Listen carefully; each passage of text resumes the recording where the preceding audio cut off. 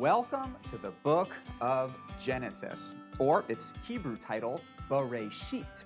Bereshit, which means in the beginning, which is an appropriate title because the book of Genesis is at the beginning of the Bible. It's the beginning of creation itself and the beginning of Israel's story.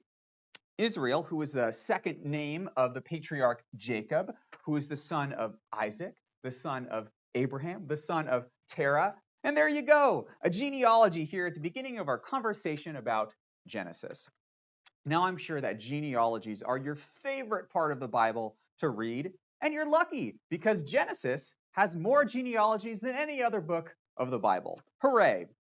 Well, I grant you, genealogies may be a little bit boring to read, but they have many and important purposes, not least of which is to trace the seed of the woman who will crush the head of the serpent and bring us back to the garden. Now, this curse reverser is going to be a descendant of Terah and of Abraham, Isaac, and Jacob. Now, many of these genealogies in the book of Genesis are going to begin with the phrase, "These are the generations of," or in Hebrew, toledot. Toledot. Take a look at this. Let's jump into the text here. Genesis chapter 5. Here's a genealogy for you. Look at this. And it begins with the phrase, this is the book of the generations of Adam. Let's take a look at this. Here's the word toledot. Now let's go down to the table of nations in chapter 10. These are the generations of the sons of Noah, Shem, Ham, and Japheth. Pick up Japheth, Ham, and Shem. Scroll down now past the Tower of Babel story to chapter 11, verse 10. These are the generations of Shem.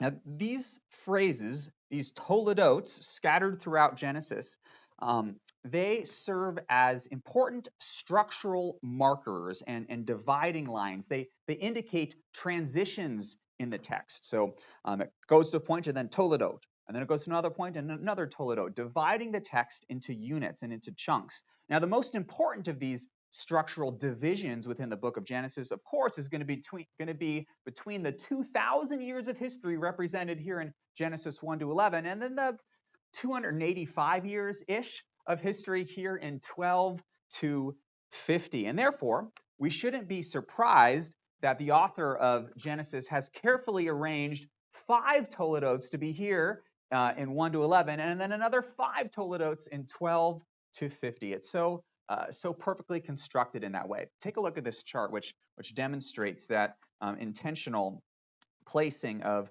toledotes throughout the book of Genesis. 5 here in chapters 1 to 11, and then another 5 in, we'll say, 12 through 50. These are the generations of Adam, Noah, his sons, Shem, and then Terah, Ishmael, Isaac, Esau, and Jacob. So even this little design feature with the placement of the toledotes is going to give us a hint about what the whole Bible is going to be about. Somehow, this one man and his family is going to be God's solution to the death and the disaster and the chaos introduced here in chapters 1 through 11, plaguing all of humanity. This one man and his family is God's solution to that problem. But did you catch that very first toledot? It was a little bit odd, wasn't it? Let's jump back to that chart again. What was the first toledot? These are the generations of, not a person, Adam, Noah, Abraham. No, these are the generations of the heavens and the earth. Isn't that curious? And that, of course, is going to take us back to the very first line of the book of Genesis. In the beginning, Bereshit, God created the heavens and the earth. The heavens and the earth. It's kind of a blank canvas on which God will paint his masterpiece of creation.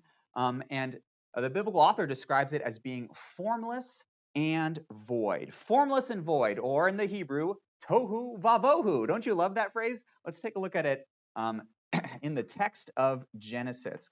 Let's go to the beginning. In the beginning, God created the heavens and the earth was without form, tohu va vohu. Let's look at this here. It was without form, tohu. That is, it was a wilderness. It was a wasteland. It was uninhabitable. No one could live there. And vohu, it was void. It was empty. It was barren. So we have a space that is tohu vavohu. It is uninhabitable and it is uninhabited. And Genesis 1, God is going to address both of those problems. He's going to give form to the creation, and he's going to fill that form with inhabitants. And he does so with an incredible level of literary sophistication. Take a look at another chart walking through the 6 days of creation. We're going to look at this picture here. So we have 6 days, days 1 to 3. We're going to solve the problem of tohu, that is uninhabitable. It has no form. And then on days 4 to 6, we're going to solve the problem of vohu. It's uninhabited. Nobody lives there. It is a waste. Now notice the correspondence between days 1 and 4, 2 and 5, and 3 and 6. This is fascinating. So on days, here's another chart for you. On day 1, we have an establishment of the form of light itself. But then on day 4, the lights are filled into that space. Let there be, God made 2 great lights, the sun and the moon, and the stars on that day. It's even more plain here in days 2 and 5, where God creates the sky, and he calls it heavens, and he creates the seas, the waters below here on day 2. And then that form is filled with inhabitants of the heavens above, the birds, and the waters below, the fish. And then on day 3, the dry land appears up from out of the water. And then on day 6, that dry land is inhabited. It is filled with living creatures, livestock, creeping things, beasts of the earth, and man and humanity as well. Creation is ordered and it is inhabited. 1 to 3 and 4 to 6. And we even have this in kind of the summary statement here in Genesis 2 verse 1. Thus the heavens and the earth, that is the sky and the land, were finished. Those are the forms, and all the host of them. Those forms were filled. Now let's jump back to that picture we looked at a second ago, because days 3 and 6, they even have matching bonus elements. This is kind of interesting. See, on day 3, we create the land itself. It comes out of the waters. But then we have a bonus element of plants and seeds emerging from the ground. And then the bonus element on day 6, it's the same thing. These trees and the plants are seed and are food for man and beasts. This perfect corresponding parallel. And there in the center, we failed to neglect in the previous picture the waters above and below are indicated here in the center of days 2 and 5. It's really a fascinating design.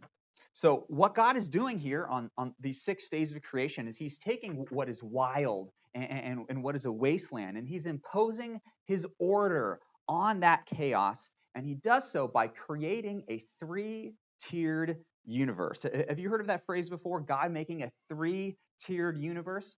Because according to the biblical imagination, the cosmos consists of 3 different realms: the sky, the land, and the seas. Take a look at this chart here.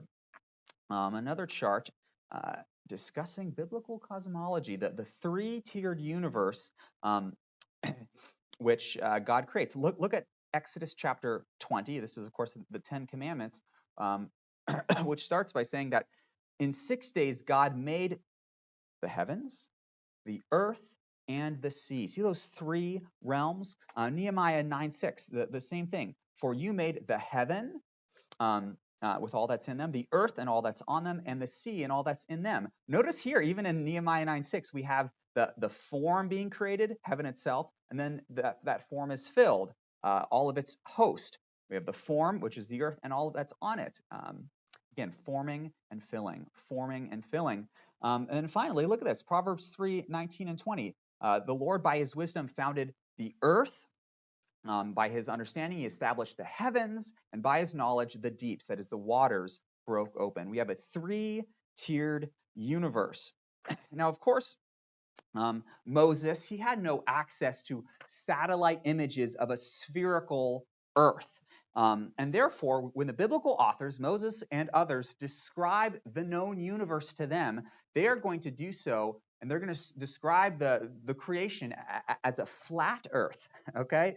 In the biblical conception of the universe, it's a flat earth, which is floating on waters below, and then there's a dome. Imagine like a cereal bowl, right? And you flip it upside down. There's a dome, and above that dome, we have the waters above. So you've got the waters below and the waters above. And this is called biblical cosmology. And there's been a lot of scholars and artists that have attempted to depict this biblical conception of the universe. And take a look at some of those depictions. I think they're fascinating. This one is in a book by John Walton. Take a look at this. So we have the earth, we have waters below, waters above, and this dome, this kind of spherical semicircle is called the rakia. And this is translated, the rakia is translated in several different ways, but you're probably familiar with the translation of the expanse. Let there be an expanse in the midst of the waters to separate the waters from the waters. So we made an expanse, made a rakia to separate the waters that were under the expanse from the waters that were above the expanse. It's the vault in the heavens, the firmament. And this dome, this rakia, below the rakia, that's where the birds are flying. Okay, so we have the vault, this little cereal bowl upside down, and the birds fly across this expanse. But then in the expanse itself, in the rakia, God has placed the stars of the heaven and the moon. See this? Let there be lights in the expanse. So God set them in the rakia of the heavens to give light. And I think that the Bible Project has done a great job depicting this, the sky stuff, as they call it, created on day 4. See the sun and the moon and the stars are placed in the rakia, in the vault. And then above the rakia, there's water. See this? There's water above the expanse. Take a look at a couple of verses describing that. Praise him, you highest heavens, you waters above the heavens. So we got the heavens in the dome, and there's waters above it. And what's fascinating about that, of course, that's where the flood waters come from. You know, in Genesis chapter 7, it says that the fountains of the great deep burst forth. That's the waters below, and windows of the heavens were open. So it's as if the rakia, this sky dome, has holes in it, and those holes are windows which can be opened and closed to admit water through. Isn't that fascinating? But look at another little detail of Walton's picture of this biblical cosmology. God himself, his heavenly temple is above the rakia. It's above the waters. Now, why is he depicted it this way? It's because the biblical authors do. Look at this. The Lord sits enthroned over the flood. That's the waters above the expanse, above the vault. The Lord sits enthroned as kings forever. For you, O Lord, blessed are you, clothed in splendor and majesty. You stretched out the heavens as a tent, probably talking about the rakia, and you laid the beams of your chambers, your temple in the heavens, on the waters. That's where God's heavenly throne is. It's above the waters above. And this is an amazing verse, Job 22. Is not God high in the heavens? Yes, he is. Thick clouds veil him so that he said he does not see. That's what people say incorrectly. But look what they say. They say that he, God, walks on the vault of the heaven. God is up there walking on the rakia, looking down through it to the earth. It's just totally fascinating. Well, on day 3 of creation, God, who's up there in his heavenly throne, looking down, he's already made the rakia on day 2. And then on day 3, he is going to look down and draw a circle on the face of the deep. So we have the waters above and the waters below, and God's going to draw a little circle on the waters below, and he's going to say, that's where the land's going to be. And then land is going to rise up from the sea. And the only thing that's going to keep the land, the earth, from sinking back into the waters below are pillars. For the pillars of the earth are the Lord's, and on them he has set the world, so that it is kept steady, so that it should never be moved, on these pillars and on these foundations, which are depicted well for us in this image in Walton's books. See, these are the pillars. And then in Michael Morales' book, we kind of see these pillars as well, holding up the land there. And then beneath the land is this chamber, the chamber of the dead, called Sheol. We see this depicted in each of these depictions of biblical cosmology as well. Fascinating stuff, in my opinion. But why does any of this matter? This biblical cosmology that we've been studying for the last few minutes. Well, this whole thing, this snow globe, which God creates in 6 days, it is God's temple, okay? The creation itself is God's temple. And what are temples for? Well, a temple in the ancient world is where gods would live, where they would dwell, and where they would rule from. So in the same way, get this, in the same way that God gave instructions to Moses in 7 speeches for making the tabernacle, 7 speeches for the instructions of the tabernacle in Exodus 25 to 31. And then the tabernacle was constructed, it was made, it was assembled in 7 acts of obedience in Exodus 40. And then the temple, Solomon's temple, was built in 7 years. So God's cosmic temple here in chapter 1 is made in 7 days. This is fascinating. Look at these parallels between the construction and the assembling, the making of various temples.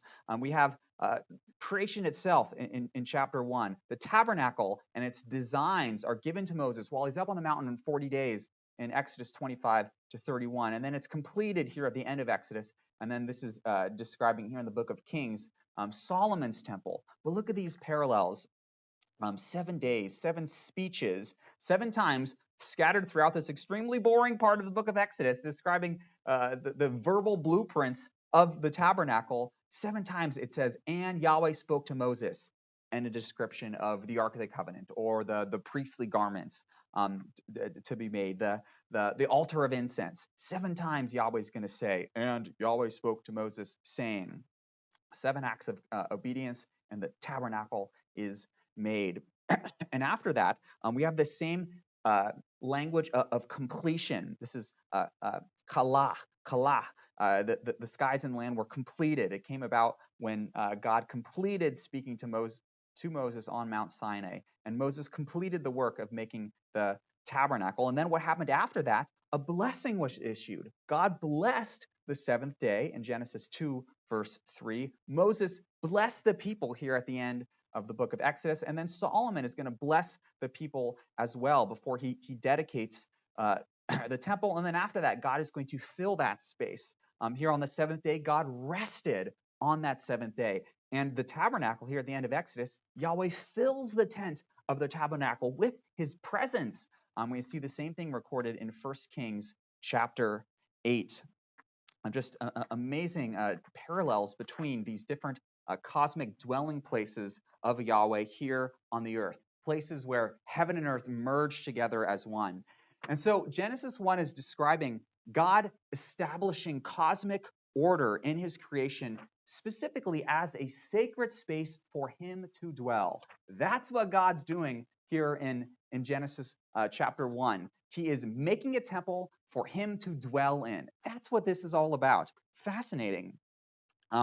But what goes inside of a temple? You know, think about ancient Near Eastern temples, the temple to Dagon, the temple to Baal. They have their buildings, and at the very center of that building, what do they put? They put an idol. They put an image. They put a little statue of their god. And so as the culminating act of God's creation, on day 6, God is going to place an image of himself in his cosmic temple. And who's that image? It's you and me. Let's go to Genesis 1:26 and see God placing an idol of himself in his cosmic temple.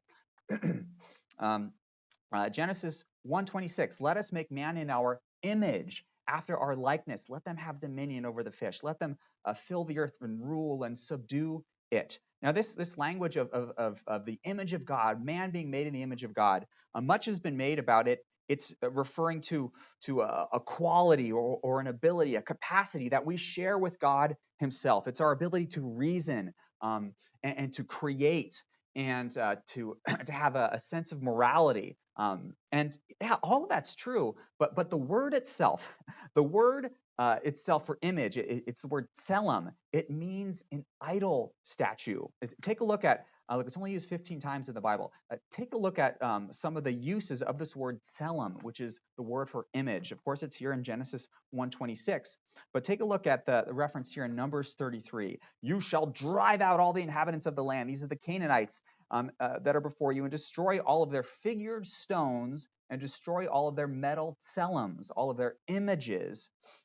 And again, in 2 Kings 11, then all the people of the land went to the house of Baal, and they tore it down, his altars and his tselem, his images, they broke in pieces. And then the prophet Amos in chapter 5 says, you shall take up Sikkoth, your god, and Kyrun, your star god, your images, your tselems, that you made for yourselves, and you shall burn them to pieces.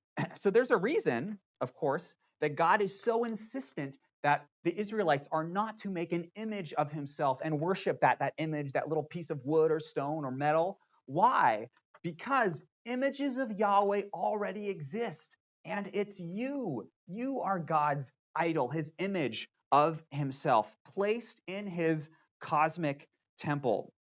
And idols, they function as an embodiment, kind of like a localized embodiment of that deity, which both represents and mediates his rule and authority in his realm. And therefore, here in Genesis 1, you and I, humans, we are reflections and representatives of God's character and his rule in his realm, the cosmic realm, creation itself.